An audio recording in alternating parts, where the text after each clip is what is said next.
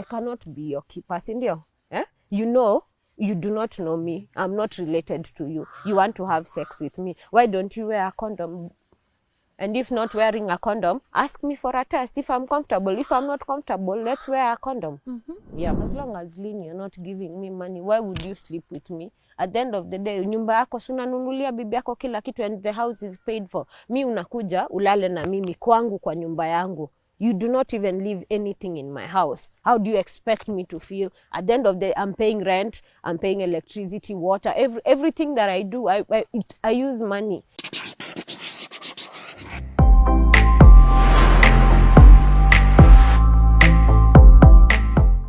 Hello, welcome to Tuko Talks. My name is Lynn Ngugi. Now, when my guest came out and publicly declared her HIV status, that was not her biggest concern. Her issue is her family members need to stop abusing her and men need to stop using her. She is here to share her story, and I want to prepare you because what we are about to hear is both sensitive and emotional. But before we can go on, please allow me to let her introduce herself. Mami, habari yako? Salama, How are you? I'm good. I'm good, thank you. You look nice.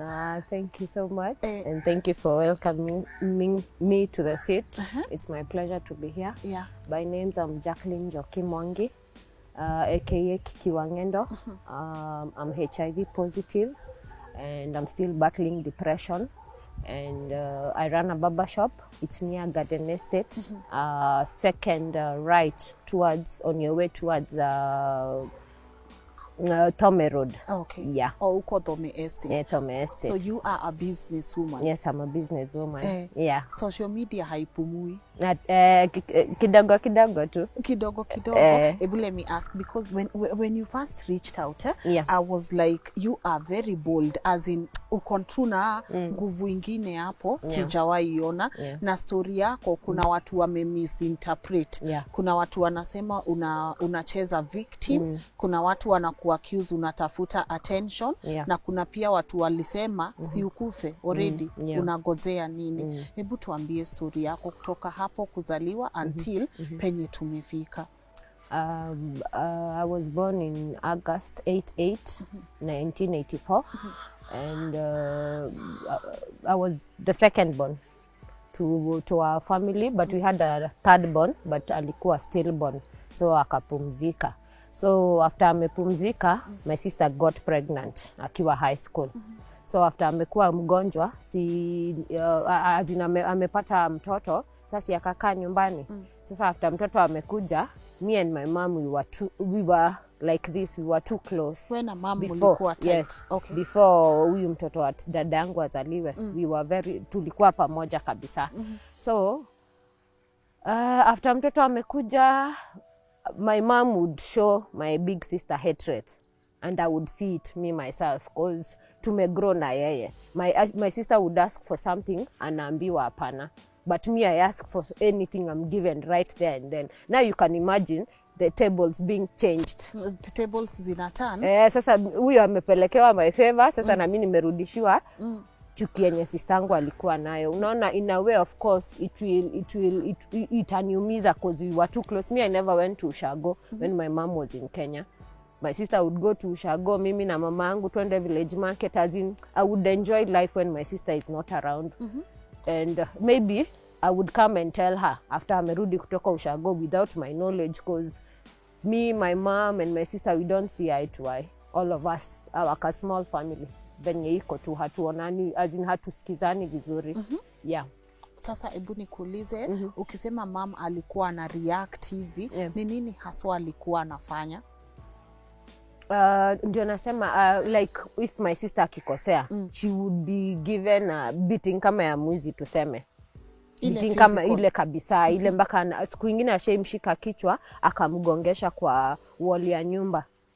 Na venye alimgongesha kwa wall ya nyumba, mimi nikamwambia wachana naye, wacha basi tutoke twende kama haututaki, because that's my sister at the end of the day. Unajua, I felt something, because you can't hit your baby like that, unajua. So your mom was physical. Yeah. Alikuwa physically abused. Kwake. Kwa sister yangu, si kwangu mimi. Okay. So katoto ka sister sasa mimi ndio nilikuwa nikimwambia aache kumchapa, basi atuache tutoke kwake tumwachie nyumba. Yeah. So after ka grandchild kake kalikuja, life ika change. Mimi sasa nikarushiwa. Sasa sister yangu yeye amewekwa kando, si ameleta representative wake, mtoto wake. Sasa ikakuwa sasa mimi chuki yenye sister yangu alikuwa akipatiwa ndio na mimi napatiwa. Okay. And so hebu nikuulize, where did life turn for you completely? Kila kitu ikakuwa sasa ni disastrous. Ikakuwa disastrous when my mom left. Unajua sasa akishaenda mama alienda wapi? Alienda USA. So akishaenda there is no way utakaa kwa nyumba bila chakula. Kuna mtoto wa sister yangu, kuna auntie yangu mwenye hasikiagi vizuri kichwa, na sasa kuna mimi. Sister yangu ameenda kwa boyfriend yake. Mimi tumebaki na hawa, tutakaje kwa nyumba bila kukula lunch? Saa zingine tunaachiwa, hakuna mafuta, hakuna nyanya. How do you cook food without those things? Na saizo mamako ako US, na auntie yangu si ati hajapatiwa vitu, amepatiwa, but sijui chuki yake between mimi. Okay, I would say mimi kwa the whole family, I don't know why everyone hates me. Reason I wouldn't know. So wow, mama alienda US akawaacha. Alienda kazi ama alienda kufanya nini? Alienda kazi. So alienda hakuwa anawatumia pesa?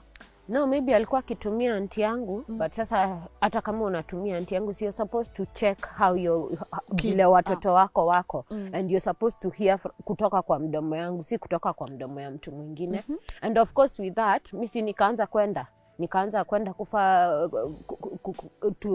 ni kama kujiuza kwa wanaume ndio nipate kitu ya kukula, na still I bring home tukule na hawa wenye wako kwa nyumba. Ulikuwa how old when ulianza? I think I was around maybe 17, 16 there. Yeah. Ulijua aje I can do this to get money? Ama uliingia aje kwa? Kuna hizo vipindi kwa TV, unaona pia of course relationships zenye mamangu amekuwa nazo, si like alikuwa na mwenye walikuwa kidate huko. So huyo niko nikimuona, and of course you'll get to know the next step. So ulikuwa exposed kabisa na vitu za hizo relationship na sex. Okay, you take me through the first encounter when you decided let me do this to get money. The first encounter the first encounter I've remembered, it was another mzee. He had a nice Mercedes car. So mimi nikipita, the way you would just walk, mtu apite kando yetu tumuite.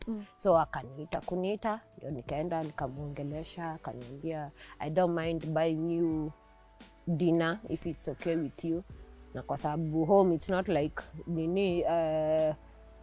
food is there always, nikasema why not, wacha niende nikakule na huyo. Sasa with that ndio nikaanza na yeye, then after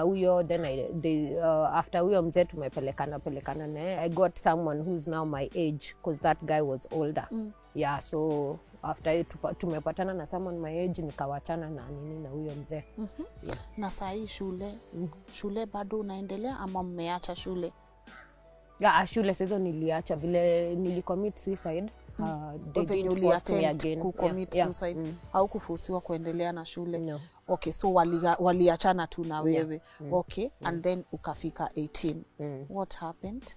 Nikafika 18 bado nafanya hizo mambo zangu, naenda nikipatana na mtu anisalimia ama aniongeleshe, aniofe kitu, I just give out myself just to get something, because at the end of the day mamako ameenda majuu, ndavaa nguo zimeraruka na mamako maneiba wanajua ameenda majuu. You can't do that, Lynn, at the end of the day. Yeah. Na family home, mbona muendi kwa shosho, anko, auntie tusaidieni baada ya kujiuza? Mbona uambi anko na auntie wawasaidie? Huyu auntie ndio tumeachiwa na ndio mbaya. Na kina shosho? Ndio nasema mimi peke yangu. Sijui kwa nini wananichukia unless they come and tell me. kidogo ndio kuna kitu nataka audience waelewe. Hizi vitu zote mmepitia, kuna huyu auntie mmeachiwa, lakini mko na other family members. Kwa nini muendi kwao family members wengine? I would say they were not well off. Yeah. Oh, as in si unajua of course ndio ukimbilie, siwezi kukimbilia mimi niko na shida na uko na shida nikukimbilie. I must look for someone who's better off, and the only person who was better off in our family was my mom. Okay. And how often did you speak to your mom akiwa uko Maju? Siku za kwanza before aanze kuambiwa sijui naenda nje, sijui nafanya umalaya, vitu kama hizo, we would talk with her and I would feel excited, you know, talking to your mom and all that. But afterwards tena amepigiwa simu sijui nimefanya kitu mbaya, so it wasn't interesting talking to her. And even right now nikaulizwa akuje kuniona ama anitumie hizo pesa za ticket, afadhali atume hiyo pesa ya ticket kwa sababu akikuja hakuna venye tutasaidiana. Do you know, Lynn, my mom, the first time my mom came to Kenya, Lynn, I asked for 1,000 tunde tukakule anjera, mimi, sistangu na mtoto wake. We were given 1,000 to gawane katikati ya uncle yangu waweke mafuta 500 na sisi tukule anjera 500, which anjera is 500. And it's from, we were staying in Ngara, the restaurant was in Pangani, we must take a matatu. There is no juice, so I don't know, the hatred that my mom has for me, I would say both of us, me and my sister, but let me talk about me because it's about me. Hatred yenye ako nayo towards us, unless she tells us, kwa sababu she's a good woman. She's a good woman, but hatred yake, mistreatment, kukuongelesha vibaya, as in you can't even understand. Like my barber shop when I started it, my mom even buying me a aftershave hakuninunulia. Lynn, you just tell me, sponsor ndiye alinisaidia, mwanaume ndiye alinisaidia, na mamangu saizo anajua I'm HIV positive, but I'm still giving out myself to men for me to make a living for myself. Who does that to a daughter? Wow, kabla tufike hapo, hebu nikuulize, dada kwa wapi? He never raised me, but he died some years back. Oh, so you grew up without presence yake kwa life yako. Okay. Kabla tuingie part ingine ya story yako, umesema uliacha shule. Do you think you are a stubborn child? Ama do you think you are a difficult child to raise? No. I would say no kwa sababu before mamangu aniachilie, mimi nilikuwa mtoto wa mamangu. I would not even leave the house. I would clean nyumba, make sure my mom is happy by the time she's coming back from work. At least anibaie kamkate nusu because things were not that okay hizo siku. Yeah. So you are an obedient child? I would say that. Of course, apart from sasa nikishaanza umalaya, obedience doesn't come anywhere close to nini. To being ndio ufanye hizo vitu lazima ukuwe na kichwa ngumu. Yeah. Okay. Kiki, at what point did you discover you were HIV positive? When I was if I'm not wrong, around 18, 19 years old. Yeah. And I was in Mombasa. I did another test, nilifanya test ingine on my Facebook page, and I can't imagine 16 years down 16 years nyuma ati ni mimi nilikuwa nikicheka while having that visit, that test. Nini ilituma uchukue hiyo test ya HIV? Ulikuwa unajishuku ama? My uncle, brother ya mamangu, bibi yake, the uncle came. Sasa akatuita Mombasa, Serena Beach, twende tukakule lunch. So as we were eating lunch, ndio alikuwa akijaribu kuni encourage nirudi shule and what no, nirudi shule. Sasa katika hiyo harakati ndiye akasema, the uncle told the bibi ya my uncle, akamwambia na mumpeleke apimwe. I don't know what he saw. He's the one who made me go for that test. So nikaambiwa later. So wakifikiria tindangoja twende nao, nilijipeleka mimi mwenyewe kwa visit, nikaingia. counselor akajaribu kuniambia ati bado you can leave. Nikaambia it's okay, wacha tuone to the outcome. Of course it was heartbreaking for anyone mwenye atawaienda test ikuwe positive. It's not a small journey. See, and it's not a small issue. Yeah. It's not a small issue. So after you discovered you were positive, ukaenda first ukarest. Of course kuna hiyo reality na kuhit, I'm positive, what next? To you, what was next? I just nilikaa tu, sikumeza dawa hiyo time. Nikakaa nika push on tu na maisha, but in between nikarudi Ushago, then nikarudi Nairobi, but in between there's a time I committed suicide. Nikiwa Umoja. I attempted suicide. I attempted suicide nikiwa kwa uncle yangu. Yeah, but that one I can't remember it very well. So nikapelekwa Metropolitan. Yeah. Okay. So najua sahi you are 36. Yeah. In between 18 na that aki you don't even look 36. You don't even Grace ya God. Ni grace ya God. In between 18 to 36 vitu mob zimefanyika. Hebu tell me nini imefanyika hapo katikati? 18 to 36 of course. Hiyo kustruggle, hiyo maisha ya umalaya. Mimi nilikuwa nikiuza mbele na nyuma. Nilikuwa nikiuza mbele na nyuma, not just in front only. Or like not selling only your plus also. Yeah. Was it optional ama Not optional. The clients walikuwa wana demand? No, tukipatana na wewe, si of course tutaanza na mbele. And then with time, uanze kuniambia, nataka hata nyuma, na maybe unaniongezea pesa, what do I do? Simbini pesa ndio nataka.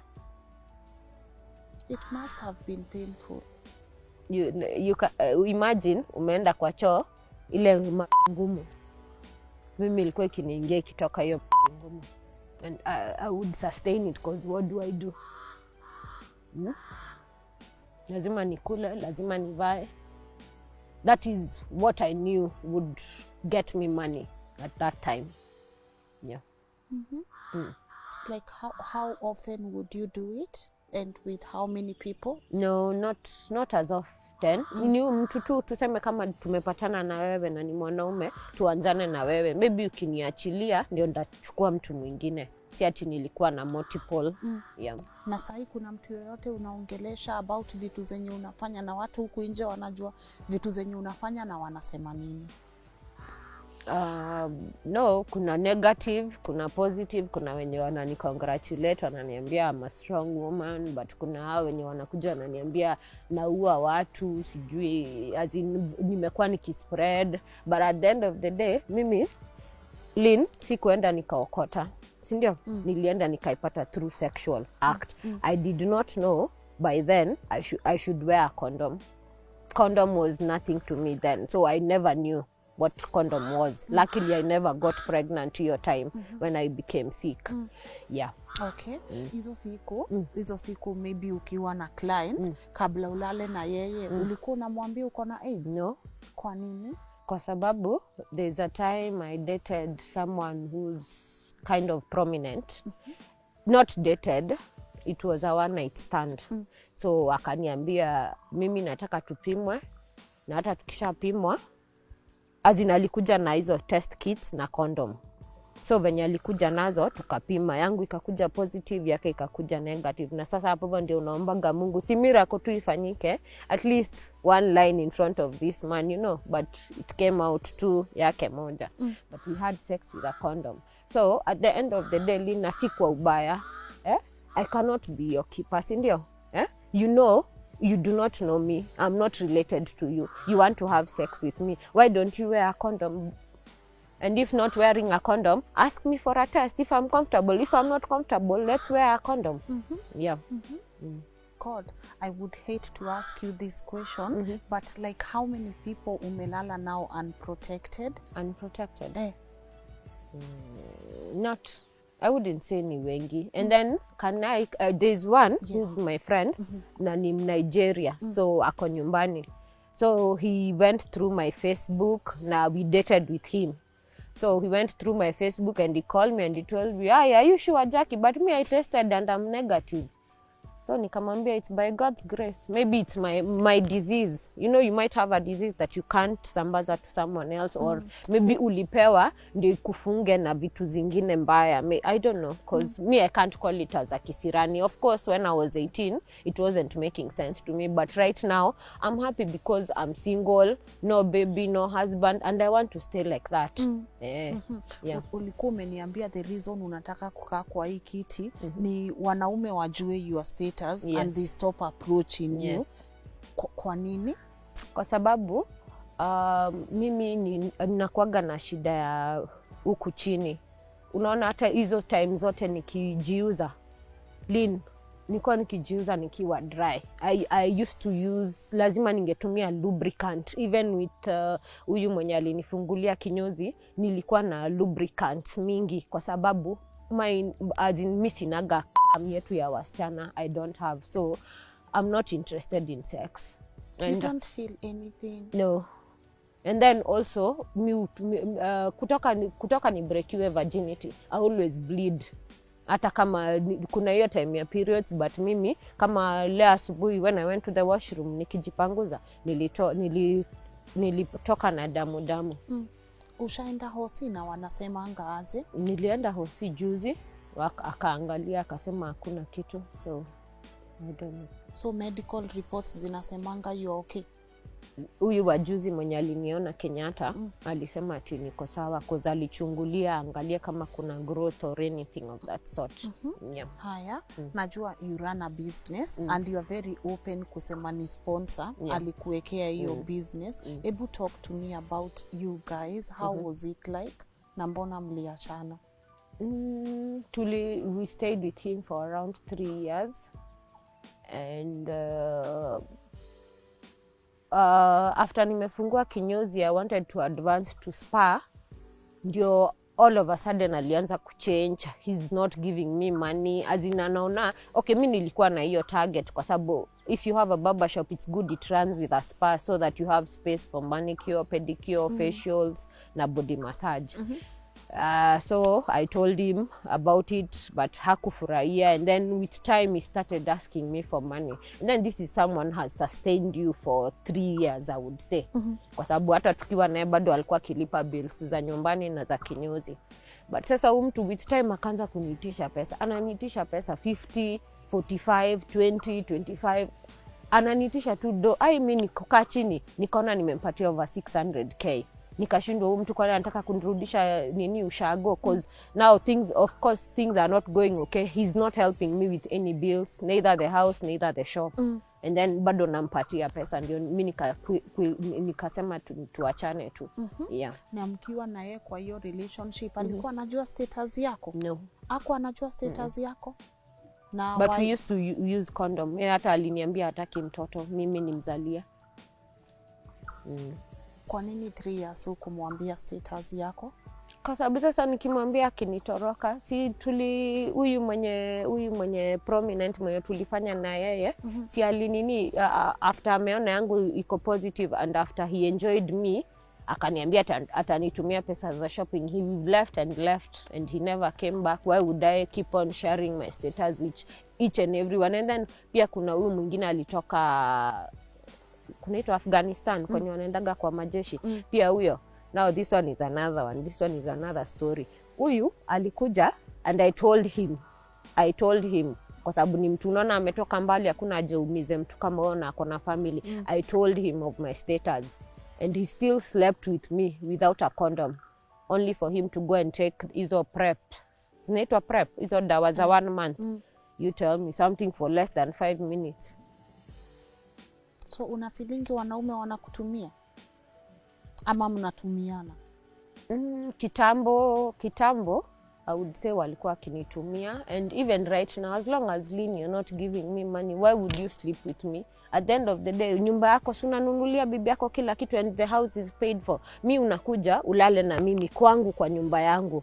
You do not even leave anything in my house. How do you expect me to feel? At the end of the day, I'm paying rent, I'm paying electricity, water, everything that I do, I use money. but you come, you sleep with me, you just leave me like that. Whether ndio tumetumia protection, but at the end of the day, my friend, si mi muenda kazi ndio nipate pesa ya kulipa bills zangu. Why would you come to my house and use me and not give me anything, you know? Yeah. Okay, let me ask you, when you are going through all this, have you ever reached out to mom na anasemanga nini? Because I'm like, hata nikue me, hata vitu nikue messed up aje, I always go back to my mom. Hata kitu inisumbuaje, because unajua tu kuna ile relationship ya mom na daughter. Yeah. Do you go to mom unamwambia mom, mimi naona life imenipeleka hivi na hivi, hebu ongea na mimi, na anasemanga nini? My mom, before tukuje on 13th, when I called her, when I totally broke down, kwa sababu so unaona niko na depression, niko na shida ya huku, niko na business pia hainipeleki vizuri, mimi mwenyewe niko na shida zangu, so I don't know, but with time maybe God will make things to work out for me, but I just don't know. Akureplyingi ama anasemanga nini? My mom, wachana na huyo akifika kukuongelesha vibaya, my friend Lynn, utashindwa kwa nini? Why did you bother to pick up that call and call her? Do you know on 13th hiyo time yenye sasa, you know there's a time you break down sasa kabisa. Mimi nili break down on 13th ya August. No, July. June. Going tukiamkia sasa Monday asubuhi, it was a Sunday. Niko nimeenda job the whole week. So I just became emotional out of nowhere. Na hakuna kitu yenye nafanya azinsi ati nimekosewa. So I called my mom while crying. Yeye alisikia nalia, akaniambia I have enough on my table. So since then sijampigia, and I don't think I'll ever want to talk to her, kwa sababu you can't turn me down when we are talking. Namwambia vitu zenye nataka kufanya, ama nimeangukia sponsor, we talk very well with my mom. Unaambianga mama umeangukia sponsor? I tell my mom everything. And hata hana ile hapana njoki, huyo mtu akajua venye huko akakuua, unajua anaanza sasa anakuuliza hiyo, but she's not, hanipati solution ya shida yangu. So at the end of the day lazima ndachukua huyo sponsor. Joki. Kuna watu watachukua hii interview both ways. Yeah. Watu wengi watasema you are brave to come out, lakini kuna watu pia watasema you are supposed to be in jail for knowingly infecting people na HIV. What would you say to that?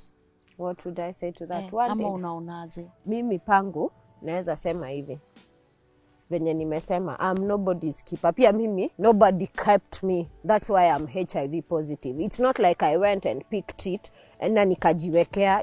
I got it of course sexually. Na pia ndio nimesema people should use condom. Kama si condom, get a test kit. Ukiona ni positive, na kama pia of course not everyone, hata mimi mwenyewe I'm not comfortable taking test with everyone unless now that I've come out and I've done it, people have seen. But it's not an easy journey. That's what I would say. Na kuna watu wengi wawezi kaa kwa hiyo kiti. In lugha ya siku hizi watu wanasemanga wajianike hivyo. Kuna watu wawezi kaa waseme hata HIV positive. What do you think the outcome of wewe kukama out in public itakuwa? Ama unaona wish yako ni nini ukisha come out? Nikikame out of public, I would say I really struggled taking my meds, even with my friends, even with when I had my sponsor or people around me, because hiyo unajificha ukimeza. I wanted kuachilia you. And then another thing, Lynn, I have friends. Rafiki yangu akuje tukosane tu kidogo, kwenda huko na kazi yako ni kusambaza ukimwi, na saa hizo sija come out. Wewe niambie, what will it do to me? So unasema iliambiane story yako kushinda watu? Yes, let me talk about my story. However you'll take me. Ma friends wako, uko na ma friends? No, right now no. Kwa nini? Because ndio nikuje ku break down, ndio nikuje ku come out, wote waliniachilia. My own family, my own friends, my own family that you know, there is family that you call family, that family that is friends. But ndio ni break down, hata niandike hizo vitu zote Facebook. I just needed to let out na nione kama ndajisaidia, because at the end of the day sitakudanganya Lynn, I'm not doing okay. emotionally, financially, everywhere, kwa sababu at the end of the day Don't rush, talk to me about that. What's wrong? What's wrong? Emotionally, I'm still depressed about the whole story. What I've just talked about. Still, at the end of the day, it's not like I wake up every morning a very joyful girl who's HIV positive. It doesn't give me the drive to want to live. But I try my best just to see whether by telling my story, I'll give hope to someone else. I'll not lie to you. I almost took my life. Hiyo siku after 13th, hiyo 13th June, it's only that my mom, sikuwa nimecontemplate vizuri. Unaona hii kipepo kilikuja tu once. But if kama ningekuwa na dawa Lina, I'll not lie to you. Even right now, given a chance, niende tu vizuri, I wouldn't mind resting. Usiende pahali. No, I'm just saying, cause at the end of the day, what I talk about, those are my scars, you know, and every day I relieve them. When I go to poo-poo, when it's too much, naumia kwa sababu ya my it's different from yours, you see. So every day, it's something that maybe nilijiblock nikifanya, but right now inani affect big time. So there is pain bado sai, ni uchungu bado. Ukienda no, nasema hiyo scar, those scars is what I went through. Hiyo time unajua nilikuwa maybe nafikiria ama okay, naweza sema mimi nimekuwa nikiabuse bangi, so I would say maybe ilikuwa ikinipatia hiyo courage ya ku undergo such pain, you know. Ulikuwa unavuta bangi na nini ingine? Na sigara tu. Sijai kunywa pombe, sijai tumia cocaine. So ni bangi tu. Bangi, as in I would say bangi, you know, it gives you that relaxation. It's not a good thing kwa sababu pia hiyo ni drug, but naweza sema at least saa zingine it kind of relieves you. You kind of block yourself. It's just like drinking. Unajua, unakunywa ndio usahau, unajua. So ilikuwa ndio comfort yako. Una block kila kitu. Na sasa umeacha? Sasa niliacha. Sasa umeacha. There was something you wrote. Someone said ati utakufa na uzikwe na paper bag. My uncle, before I even became sick, is called Jack. Can you imagine? Mimi nikiata kwa mtoto wako, wewe utazikwa na paper bag. Kwa mtoto wako na ni mimi ndio nakwambia. Who does that? So, ndio nakwambia familia yetu, it's just imechanganikiwa hata hao wenyewe wakiwa peke yao without me. It's just something, I don't know, kama ni uchawi ama ni nini, I cannot say, but there's something in our family. Yeah. What makes you think there is something? Because hatusikizani kila mtu. Si unaona kama mimi, sister yangu, mamangu, we don't see eye to eye at all. The same thing applies to our family members wengine. How is the relationship right now between you and your sister? Hamuongeangi? You miss her? No. Amenionyesha vumbi. Sister yangu ni mkubwa kukushinda, si ndio? Harusi yake picha zikapotea.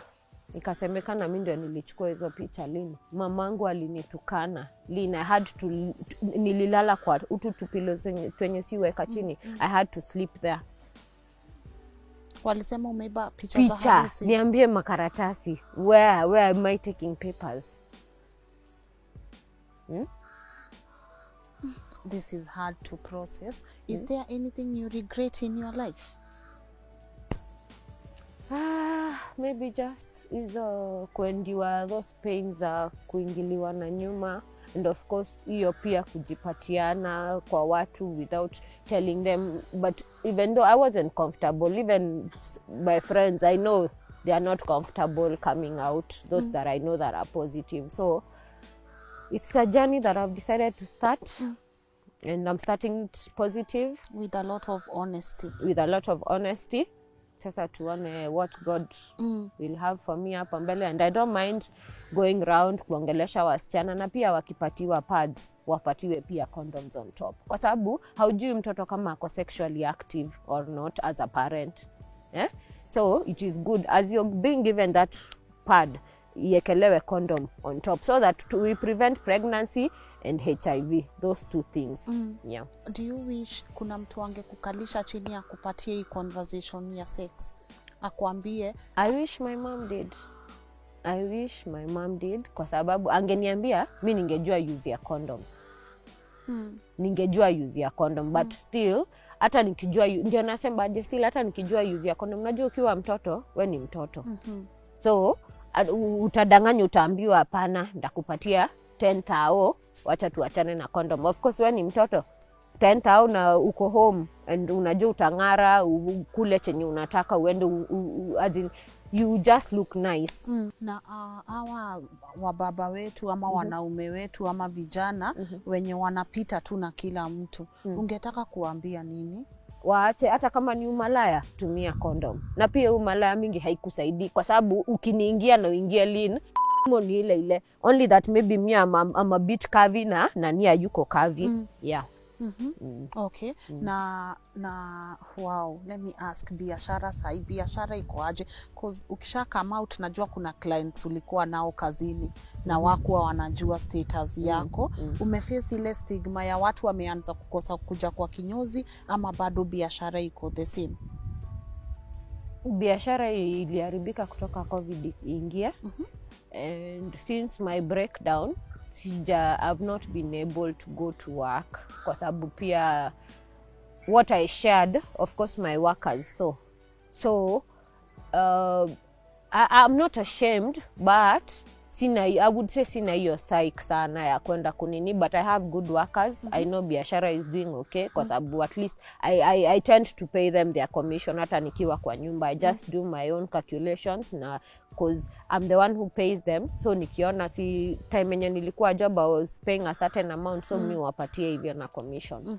But job wise it's not doing good. It's not? Even I don't know how my coming out has affected it. But at the end of the day, I try my best to give out the best services, and I try my best not to sleep even with one client. Mi ujaribu sana. Ndio kuna ile tutachokozana nini make jokes, but at the end of it, ile ni biashara yangu, ile ni mtoto wangu, lazima nimlee. Yeah. Na umeandika watu wangapi job? Saizi niko na 4 employees, 2 babas, 2 girls. Okay. Yeah. Okay. Na kaa watu, najua ulisema penye iko located, but watu wangetaka maybe kuwa support kibiashara, ama kuwapea hata ile support hii wekeni ya rent hivyo. Yeah. Watu wanaweza wapata wapi? Na pia kaa kuna namba ya yenye watu wanaweza waget nayo? Kwa Google wanaweza andika Serene Barbershop and Spa, itakuleta mpaka kwenye niko. Yeah. For those who will Google. Njoki, we have a lot to talk about, but ka ungeongea na mom sahi, because I'm thinking, and I always say, nikika kwa hii kiti, I'm not a counselor, I'm not a therapist, but I'm thinking kuna genesis ya hii story. Iyo absence ya mom, iyo nyinyi kutosikizana, feeling ni kama mmoja ako favored as compared to the other. And of course najua mom lazima pia akuwe na her side of the story. But ka ungetaka kuongea naye sahi, ni nini ungetaka kumwambia? Naweza penda tu kujua what I did wrong that you hate me this much. Kwa sababu hata juzi 2 days ago nilimuomba pesa ya rent ya nyumba yangu, nimelipa, but shop ndio siko nimelipa. Nikamuomba 50,000 na hakunipatia. So I don't know what I can tell her, because hakunisaidia nikianza kinyozi. Saizi venye kuna COVID na muomba tu rent, na it's not like me muomba rent. I don't borrow, I pay my own rent. Ni vile tu mambo, unajua saa zingine mambo ikosagi kuwa mbaya. Yeah. Okay. Na rent ni how much? Rent yote ni 40,000. Ni 40k. Na sister yako ungetaka kuongea na yeye? No. We might never get a chance to sit on this chair again. Na siwezi kaa hapa kikina nijifanye najua story yako, ama cause nimekaa na wewe once hivi sana kuelewa kabisa. It takes time, but I'm thinking be positive. Unaona, just be positive. akuwa venye tu umeamua it's time for me to start speaking out. Speak out, alafu pray. Alafu pray, alafu kuwa na ile like I know forgiveness is a big deal, kwa sababu maybe unaona ungepitia hizi vitu zote umepitia kama mtu angekushika mkono, unaona, but until you forgive hautapata kale ka space ka roho yako ya ku accept vitu mpya zikuje kwa roho, and I won't force forgiveness on you. Let me tell you, life ni hard. Forgiveness si kitu tu unaweza ambia mtu forgive, but it's something you might consider, si ndio? Ebu ongea na Wakenya maneno yako ya mwisho, ama kuna kitu ungetaka kuongelelea nya hatujaongelelea? Ningependa kuongelelea our dear president na our dear deputy president. Septrins zilipotea kwa shelves zetu at Coptic Hospital, and I don't know why. We were not given a reason. The ones zenye nilianza kununua nje zikaanza kureact na mwili yangu, so ilibidi nisimamishe. So Septrins right now I'm just taking ARVs. Septrins when I turned positive, hizo ndio nilianza kukunywa kwanza. Before now lymph nodes zangu zikafura, then now after kuanzisha ARVs zikarudi normal. So haziyuko kwa mashelves kwa hospitali? Ziko kwa mashelves hospitali. And also Kenyans, be safe, have sex with a condom, and if not, make sure you know that person very well, and knowing that person is having a test, the two of you together, because those test kits are sold nowadays everywhere. So be safe, take care of yourself. Kwa wale nimeumiza, I'm sorry. Na kwa wale wananipenda, I'm grateful. Thank you. Okay. All right. Kuna kitu I want, like no matter what happens after this interview, there's something I want. Would you consider therapy? Would you consider counseling? Because this is too much. I know it's too much for you, and I know you are really trying to be strong, but is therapy or counseling something you would consider? Or have you tried before? I have, but now what I ask them, I know my pain. What do I do with this pain? No. Do you pray? I pray. I pray every day. By there I have a church. I have someone who's really holding on to me. A man of God. He's called Reverend Charles Blessings. Genuinely, guys, I would love to hear your views on this episode. I know it's heavy. I know the comments will definitely be divided, but let's practice some caution when we comment. Let's not say things that are going to be hurtful to other people. And maybe let me extend and reach out to any counselor or therapist that is watching and they feel they could give Kiki some sessions. Even if you could offer her some free sessions, I'm sure it would come in handy. Mami, I know this story was not easy to tell, but thank you so much for coming and sharing your story. And I don't think kuna mtu anatembeanga akijiandika hapa kwa forehead, I'm HIV positive. So guys, even as we continue with our sexual activities, let's practice and be safe. You know, ask your partner venye tu umesema. If you are not sure about someone's status, take a test. Take a test. But I would want to ask, like, are you sorry for not disclosing your status to people right now? Yes, I am, because it's not a small journey, and of course for me to accept myself, even if it's after 16 years, nimejaribu. You've tried even to just get the courage to come out here and share your story. For me, I'm no judge. I will not sit here and pass any judgment on you, but allow me to send so much love and light your way. And I hope we can sit here again. Now we tell a different story. Ni sawa. Thank you so much, guys, for tuning in. My name is Lynn Ngugi. Remember to comment and let me know what you think of this story. And as always, if you want to share your story with me, the email address is right there on the comment section. Till next time, bye-bye, and a special shout out to Edwin Ochieng, the guy behind the camera. Thank you so much.